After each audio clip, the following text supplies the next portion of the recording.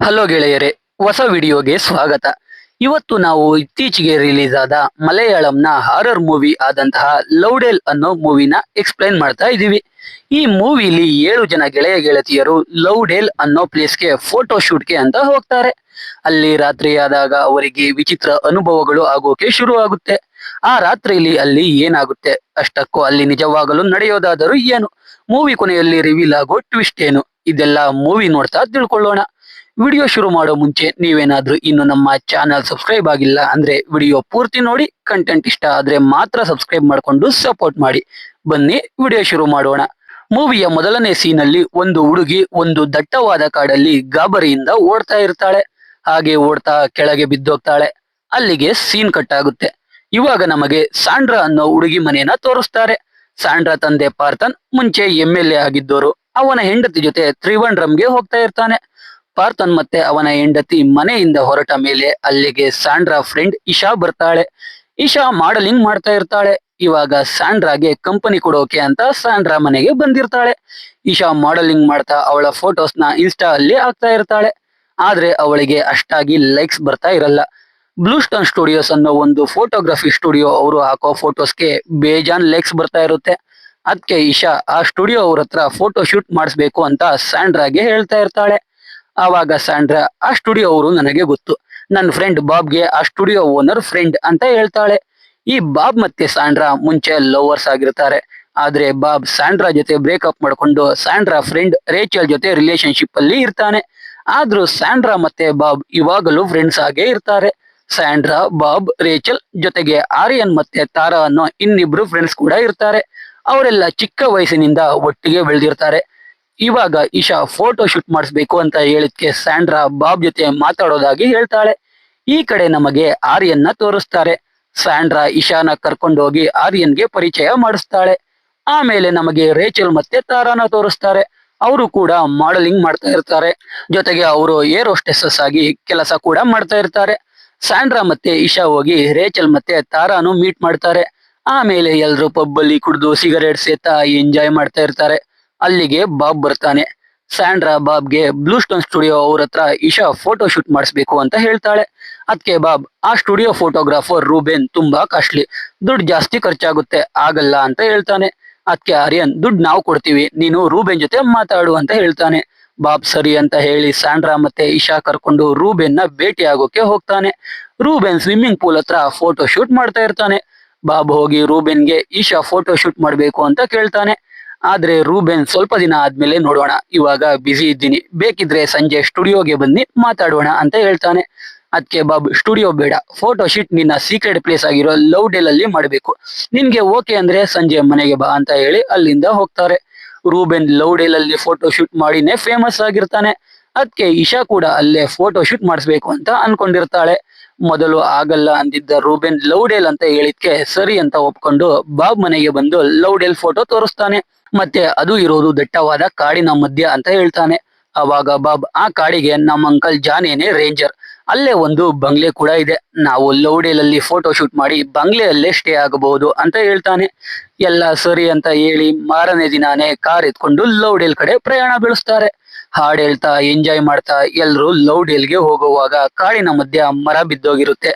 ಅದಕ್ಕೆ ಅವರು ಮುಂದೆ ನಡ್ಕೊಂಡೇ ಹೋಗೋದು ಅಂತ ತೀರ್ಮಾನ ಮಾಡಿ ಎಲ್ರು ಒಂದೊಂದು ಬ್ಯಾಗ್ ಎತ್ಕೊಂಡು ಕಾಲಿಗೆ ಗಮ್ ಬೂಟ್ಸ್ ಹಾಕೊಂಡು ಎಲ್ರು ಲೌಡೆಲ್ ಕಡೆ ನಡ್ಕೊಂಡು ಹೋಗೋಕೆ ಶುರು ಮಾಡ್ತಾರೆ. ಹಾಗೆ ಎಲ್ರು ಮಾತಾಡ್ತಾ ಹೋಗುವಾಗ ರೂಬೆನ್ಗೆ ಗೊತ್ತಾಗುತ್ತೆ ಎಲ್ರು ಸೇಫ್ಟಿಗೆ ಅಂತ ಗನ್ ತಗೊಂಡ್ ಬಂದಿದ್ದಾರೆ ಅಂತ. ಹಾಗೆ ಮುಂದೆ ಹೋಗುವಾಗ ತಾರಾ ಜಾಗ ಚೆನ್ನಾಗಿದೆ ಅಂತ ಸೆಲ್ಫಿ ತಗೊಳಕ್ಕೆ ಅಂತ ನಿಂತ್ಕೋತಾಳೆ. ನೋಡಿದ್ರೆ ಅಲ್ಲಿ ಒಬ್ಬ ವ್ಯಕ್ತಿ ನಿಂತಿರ್ತಾನೆ. ತಾರಾ ಗಾಬರಿಯಾಗಿ ಓಡೋಗಿ ಎಲ್ರಿಗೂ ಒಬ್ಬ ವ್ಯಕ್ತಿ ಇದ್ದಾನೆ ಅಂತ ಹೇಳ್ತಾಳೆ. ಆದ್ರೆ ಯಾರು ನಂಬೋದೇ ಇಲ್ಲ. ಅವಾಗ ಆ ವ್ಯಕ್ತಿ ಅವರ ಮುಂದೆನೆ ನಡ್ಕೊಂಡು ಹೋಗ್ತಾನೆ. ನೋಡೋಕೆ ಕಾಡು ಮನುಷ್ಯನ ರೀತಿ ಇರ್ತಾನೆ. ಅವನ್ನ ನೋಡಿ ರೂಬೆನ್ ಯಾರೋ ಕಾಡು ಜನರು ಇರಬೇಕು ಅಂತ ಹೇಳಿ ಅಲ್ಲಿಂದ ಹಾಗೆ ಮುಂದೆ ಹೋಗ್ತಾರೆ. ಅಂತೂ ಇಂತೂ ಲೌಡೆಲ್ಗೆ ಬಂದೇ ಬಿಡ್ತಾರೆ. ಅದೊಂದು ಜಲಪಾತ ಹರಿಯೋ ಜಾಗ, ನೋಡೋಕೆ ಸಖತ್ತಾಗಿರುತ್ತೆ. ಅಲ್ಲಿಗೆ ಬಂದ ಎಲ್ಲರೂ ಫೋಟೋ ಶೂಟ್ ಮಾಡಿಸೋಕೆ ಶುರು ಮಾಡ್ತಾರೆ. ಇಶಾ ಜೊತೆಗೆ ತಾರಾ, ರೇಚಲ್, ಸ್ಯಾಂಡ್ರಾ ಎಲ್ರೂ ಫೋಟೋ ಶೂಟ್ ಮಾಡಿಸ್ಕೋತಾರೆ. ಆಮೇಲೆ ಎಲ್ಲ ಫೋಟೋಸ್ ಚೆಕ್ ಮಾಡಿ ಮತ್ತೆ ಬಾಬ್ ಹೇಳಿದ ಬಂಗ್ಲೆಗೆ ಹೋಗೋಕೆ ವಾಪಸ್ ಕಾರಿನ ಕಡೆ ಹೋಗ್ತಾರೆ. ಕಡೆಗೂ ಕಾರ್ ಹತ್ರ ಬಂದು ಎಲ್ರು ಕಾರ್ ಹತ್ಕೊಂಡು ಬಾಬ್ ಹೇಳಿದ ಬಂಗ್ಲೆ ಬಳಿಗೆ ಹೋಗ್ತಾರೆ. ಬಂಗ್ಲೆ ನೋಡೋಕೆ ಪಾಳು ಬಿದ್ದಿರೋ ರೀತಿ ಇದ್ರು ಅದರ ಆರ್ಕಿಟೆಕ್ಚರ್ ತುಂಬಾ ಸಖತ್ತಾಗಿರುತ್ತೆ. ಆ ಬಂಗ್ಲೆಯನ್ನ ಬ್ರಿಟಿಷರ ಮೇಯರ್ ಆಗಿದ್ದ ವೆರೋನಿಕೋ ಅನ್ನೋ ಲೇಡಿ ಕಟ್ಟಿಸಿರ್ತಾಳೆ. ಅಲ್ಲಿ ಮೀಟಿಂಗ್ಸ್ ಮತ್ತೆ ಬೇಟೆ ಆಡೋಕೆ ಆ ಬಂಗ್ಲೆನ ಬಳಸ್ತಾ ಇರ್ತಾರೆ. ಬ್ರಿಟಿಷರು ದೇಶ ಬಿಟ್ಟು ಹೋದಾಗಿಂದ ಆ ಬಂಗ್ಲೆ ಬಳಿಗೆ ಯಾರು ಬಂದಿಲ್ಲ ಅಂತ ಬಾಬ್ ಹೇಳ್ತಾನೆ. ಎಲ್ರು ಬ್ಯಾಗ್ ಎತ್ಕೊಂಡು ಮನೆ ಒಳಗೆ ಹೋಗಿ ಎಲ್ಲ ಒಂದು ರೂಮ್ ಅಲ್ಲಿ ಬ್ಯಾಗ್ ಇಟ್ಟು ಈಚೆ ಬಂದು ಬೆಂಕಿ ಹಾಕೊಂಡು ಎಲ್ರು ಸಿಗರೇಟ್ ಸೇತಾ ಡ್ರಿಂಕ್ಸ್ ಮಾಡ್ತಾ ಎಂಜಾಯ್ ಮಾಡ್ತಾ ಇರ್ತಾರೆ. ಜೊತೆಗೆ ಡ್ರಗ್ಸ್ ಕೂಡ ಕನ್ಸ್ಯೂಮ್ ಮಾಡ್ತಾರೆ. ರಾತ್ರಿ ಆಗುತ್ತೆ. ಎಲ್ಲಾ ಕಡೆ ಕ್ಯಾಂಡಲ್ಸ್ ಇಟ್ಟು ಮತ್ತೆ ಫೋಟೋ ಶೂಟ್ ಸ್ಟಾರ್ಟ್ ಮಾಡ್ತಾರೆ. ಎಲ್ಲ ಫೋಟೋ ಶೂಟ್ ಆದ್ಮೇಲೆ ಫೋಟೋಸ್ ಎಲ್ಲ ನೋಡಿ ರಾತ್ರಿ 12 ಗಂಟೆ ಆಗಿದ್ದರಿಂದ ಎಲ್ಲ ಅಲ್ಲೇ ಹಾಸಿಗೆ ಹಾಸ್ಕೊಂಡು ಮಲಿಕೋತಾರೆ. ಈ ಆರ್ಯನ್ ಸುಮ್ನೆ ಇರದೆ ಅವನ ಲವ್ವರ್ ಆಗಿದ್ದ ತಾರಾನ ಎಲ್ಲ ಮಲಗಿದ ಮೇಲೆ ಬೇರೆ ರೂಮ್ಗೆ ಕರ್ಕೊಂಡು ಹೋಗ್ತಾನೆ. ಹಾಗೆ ಇಬ್ರು ಜೂಟಾಟ ಆಡುವಾಗ ತಾರಾ ಹಾಗೆ ಮಾಯ ಆಗ್ಬಿಡ್ತಾಳೆ. ಆರ್ಯನ್ ತಾರಾನ ಹುಡಿಕೊಂಡು ಬಂಗ್ಲೆ ಎಲ್ಲ ಓಡಾಡ್ತಾ ಇರ್ತಾನೆ. ಆರ್ಯನ್ಗೆ ತಾರಾ ಕಾಣಿಸ್ತಾಳೆ. ಆದ್ರೆ ಯಾರೋ ತಾರಾ ಕೈನ ಕಟ್ಟಾಕಿ ಅವಳ ಕತ್ತಿಗೆ ಯಾವುದೋ ವಸ್ತುವಿಂದ ಚುಚ್ಚಿ ಸಾಯಿಸ್ಬಿಟ್ಟಿರ್ತಾರೆ. ತಾರಾ ಸತ್ತಿರೋದು ನೋಡಿ ಶಾಕ್ ಆದ ಆರ್ಯನ್ ಜೋರಾಗಿ ಕಿರ್ಚ್ಕೋತಾನೆ. ಅಲ್ಲಿಗೆ ಎಲ್ಲ ಓಡ್ ಬರ್ತಾರೆ. ತಾರಾ ಇನ್ನು ಸತ್ತಿಲ್ಲ ಅನ್ಕೊಂಡು ಹಾಸ್ಪಿಟಲ್ಗೆ ಹೋಗೋಣ ಅಂತ ಕಾರ್ ಹತ್ರ ಎತ್ಕೊಂಡು ಹೋಗ್ತಾರೆ. ಬಾಬ್ ಕಾರ್ನ ಸ್ಟಾರ್ಟ್ ಮಾಡೋಕೆ ಟ್ರೈ ಮಾಡ್ತಾನೆ. ಆದ್ರೆ ಕಾರ್ ಸ್ಟಾರ್ಟ್ ಆಗೋದೇ ಇಲ್ಲ. ಬಾಬ್ ಏನಾಗಿದೆ ಅಂತ ಚೆಕ್ ಮಾಡ್ತಾನೆ. ಆದ್ರೆ ಏನಾಗಿದೆ ಅಂತ ಗೊತ್ತಾಗೋದು ಇಲ್ಲ. ಆಮೇಲೆ ಬಾಬ್ ತಾರಾ ಪಲ್ಸ್ ಚೆಕ್ ಮಾಡ್ತಾನೆ. ತಾರಾ ಸತ್ತೋಗಿದ್ದಾಳೆ ಅಂತ ಕನ್ಫರ್ಮ್ ಆಗುತ್ತೆ. ಶಾಕ್ ಆದ ಎಲ್ಲರೂ ಮನೆಯಲ್ಲಿ ಅವರನ್ನ ಬಿಟ್ಟು ಬೇರೆ ಯಾರೋ ಇದ್ದಾರೆ ಅನ್ಕೊಂಡು ಇಶಾ, ರೇಚಲ್, ಸ್ಯಾಂಡ್ರಾ ಎಲ್ರು ಮತ್ತೆ ಬಂಗ್ಲೆ ಒಳಗೆ ಹೋಗ್ತಾರೆ. ರೂಬೆನ್ ಬಂಗ್ಲೆ ಒಳಗೆ ಹೋದಾಗ ಇಶಾ ಕೆಳಗೆ ಬಿದ್ದೋಗಿರ್ತಾಳೆ. ಮುಖಕ್ಕೆ ನೀರಾಕಿ ಇಶಾನ ಎಬ್ಬಿಸ್ತಾರೆ. ಇಶಾ ಅಲ್ಲೇ ಇದ್ದ ಒಂದು ಮುಖವಾಡ ನೋಡಿ ಗಾಬರಿಯಿಂದ ಮೂರ್ಛೆ ತಪ್ಪಿರ್ತಾಳೆ. ಆಮೇಲೆ ಮತ್ತೆ ಎಲ್ರು ಮನೆಯನ್ನ ಸರ್ಚ್ ಮಾಡೋಕೆ ಹೋಗ್ತಾರೆ. ಆರ್ಯನ್ ಮಾತ್ರ ಸತ್ತಿರೋ ತಾರಾ ಜೊತೆ ಕಾರಲ್ಲೇ ಕೂತಿರ್ತಾನೆ. ಕಡೆಗೆ ರೇಚಲ್ ಕೂಡ ತಾರಾ ರೀತಿನೇ ಸತ್ತೋಗ್ತಾಳೆ. ಮತ್ತೆ ಎಲ್ರು ರೇಚಲ್ ಹತ್ರ ಓಡ್ ಬರ್ತಾರೆ. ಇವಾಗ ರೇಚಲ್ ಬಳಿ ಸ್ಯಾಂಡ್ರಾ, ಇಶಾ ಮತ್ತೆ ರೂಬೆನ್ ಇರ್ತಾರೆ. ಆರ್ಯನ್ ಕಾರಿಂದ ಇಳಿದು ರೂಮ್ಗೆ ಹೋಗಿ ಬ್ಯಾಗ್ ಇಂದ ಗನ್ ತಗೊಂಡು ಬಾಬ್ ಜೊತೆ ಮನೆಯೆಲ್ಲ ಸರ್ಚ್ ಮಾಡೋಕೆ ಹೋಗ್ತಾನೆ. ಆರ್ಯನ್ ಗನ್ ತಗೊಂಡು ಹೋಗಿ ಗಾರ್ಡನ್ ಎಲ್ಲ ಚೆಕ್ ಮಾಡ್ತಾನೆ. ಬಾಬ್ ಕೂಡ ಮನೆಯೆಲ್ಲ ಸರ್ಚ್ ಮಾಡಿ ಯಾರು ಇಲ್ಲ ಅಂತ ವಾಪಸ್ ಬರ್ತಾನೆ. ಆದ್ರೆ ಆರ್ಯನ್ ಮಾತ್ರ ವಾಪಸ್ ಬರಲ್ಲ. ಇವಾಗ ಎಲ್ರು ಆರ್ಯನ್ನ ಹುಡಿಕೊಂಡು ಹೋಗ್ತಾರೆ. ಸ್ಯಾಂಡ್ರಾ ಆರ್ಯನ್ನ ಹುಡುಕ್ತಾ ಕಾರ್ ಹತ್ರ ಹೋದಾಗ ಆರ್ಯನ್ ಕೂಡ ಸತ್ತೋಗಿ ಕಾರಲ್ಲಿರೋದ್ನ ನೋಡ್ತಾಳೆ. ಅದ್ನ ನೋಡಿ ಜೋರಾಗಿ ಕಿರ್ಚ್ಕೋತಾಳೆ.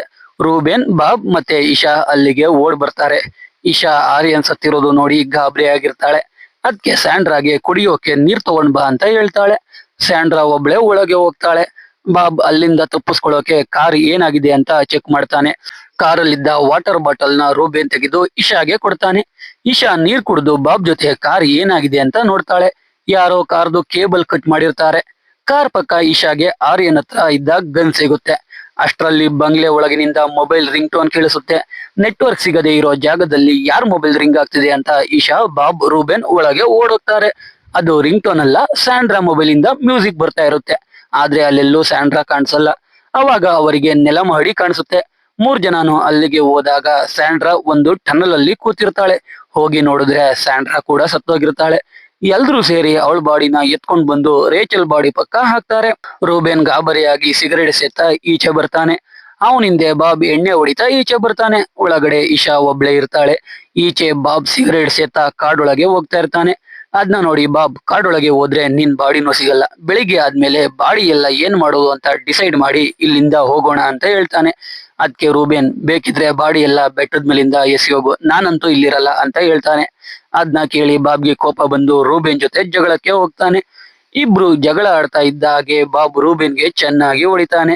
ಆಮೇಲೆ ರೂಬೆನ್ ಬಾಬ್ಗೆ ಚೆನ್ನಾಗಿ ಹೊಡೆದು ಅವನ ಕೈಗೆ ಮೆಟಲ್ ಇಂದ ಮಾಡಿರೋ ಉಗುರುಗಳನ್ನ ಹಾಕೊಂಡು ಇಷ್ಟೋವರೆಗೂ ತಾರಾ, ರೇಚಲ್, ಸ್ಯಾಂಡ್ರಾ, ಆರ್ಯನ್ ಸತ್ತಿರೋ ರೀತಿನೇ ಸಾಯಿಸ್ತಾನೆ. ಅಂದ್ರೆ ಇಲ್ಲಿವರೆಗೂ ಅವನ್ನೆಲ್ಲ ಸಾಯಿಸಿರೋದು ಈ ರೂಬೆನ್ನೇ ಆಗಿರ್ತಾನೆ. ರೂಬೆನ್ ಬಾಬ್ನ ಕೊಲೆ ಮಾಡ್ತಾ ಇರೋದ್ನ ಇಶಾ ನೋಡ್ಬಿಡ್ತಾಳೆ.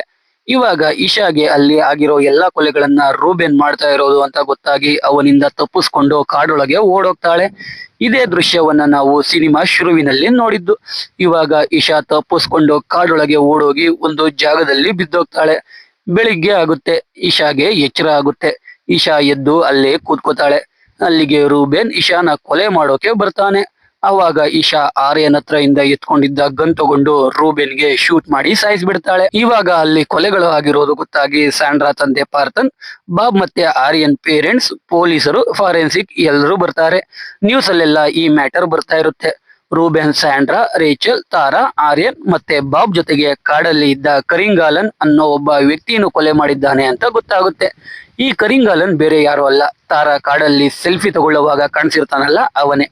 ರೂಬೆನ್ ಮೊದಲು ಅವನನ್ನ ಕೊಲೆ ಮಾಡಿ ಆಮೇಲೆ ಇವ್ರನ್ನೆಲ್ಲ ಕೊಲೆ ಮಾಡಿರ್ತಾನೆ. ರೂಬೆನ್ ಮುಂಚೆ ಅದೇ ಪ್ಲೇಸ್ ಅಲ್ಲಿ ಒಂದು ಹುಡುಗಿ ಮೇಲೆ ಅತ್ಯಾಚಾರ ಮಾಡಿ ಕೊಲೆ ಮಾಡಿ 7 ವರ್ಷ ಜೈಲಲ್ಲಿದ್ದ ಅಂತ ನ್ಯೂಸ್ ಅಲ್ಲಿ ಬರ್ತಾ ಇರುತ್ತೆ.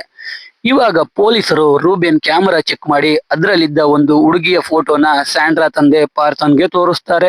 ಅದನ್ನ ನೋಡಿ ಪಾರ್ಥನ್ ಶಾಕ್ ಆಗೋಗ್ತಾನೆ. ಇವಾಗ ಹಾಗೆ ಒಂದು ಫ್ಲಾಶ್ ಬ್ಯಾಕ್ ತೋರಿಸ್ತಾರೆ. ಪಾರ್ಥನ್ ಮತ್ತೆ ಬಾಬ್ ತಂದೆ ಮತ್ತೆ ಆರ್ಯನ್ ತಂದೆ ಸುಮಾರು ವರ್ಷಗಳ ಹಿಂದೆ ಅದೇ ಬಂಗ್ಲೆಯಲ್ಲಿ ಪಾರ್ಟಿ ಮಾಡ್ತಾ ಇರ್ತಾರೆ. ಅವಾಗ ಅಲ್ಲೇ ಈ ಕರಿಂಗಾಲನ್ ಕೂಡ ಕೆಲಸ ಮಾಡ್ತಾ ಇರ್ತಾನೆ.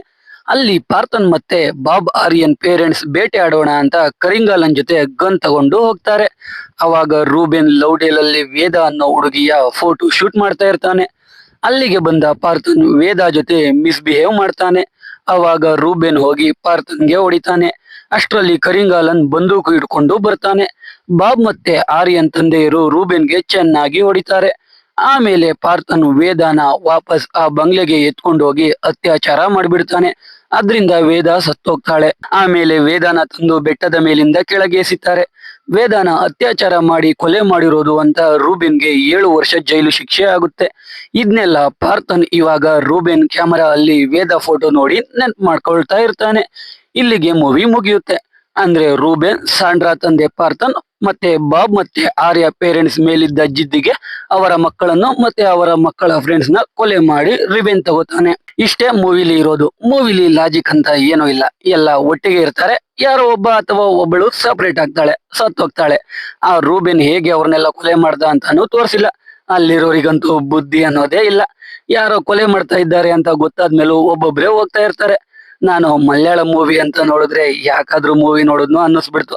ನಾನೊಬ್ನೇ ಯಾಕೆ ಬೇಜಾರಾಗೋದು, ನೀವು ಬೇಜಾರಾಗ್ಲಿ ಅಂತ ಎಕ್ಸ್ಪ್ಲೈನ್ ಮಾಡಿರೋದು. ಸೊ ಎಕ್ಸ್ಪ್ಲನೇಷನ್ ಕೇಳಿ ನಿಮ್ಗೇನು ಅನ್ನಿಸ್ತು ಅಂತ ಕಮೆಂಟ್ ಮಾಡಿ. ವಿಡಿಯೋ ಇಷ್ಟ ಆಗಿದ್ರೆ ಲೈಕ್ ಮಾಡಿ, ಕಂಟೆಂಟ್ ಇಷ್ಟ ಆಗಿದ್ರೆ ಮಾತ್ರ ಸಬ್ಸ್ಕ್ರೈಬ್ ಮಾಡ್ಕೊಂಡು ಸಪೋರ್ಟ್ ಮಾಡಿ. ಮತ್ತೆ ಇನ್ನೊಂದು ಸೂಪರ್ ಆಗಿರೋ ವಿಡಿಯೋ ಜೊತೆ ಸಿಗ್ತೀನಿ. ಜೈ ಕರ್ನಾಟಕ.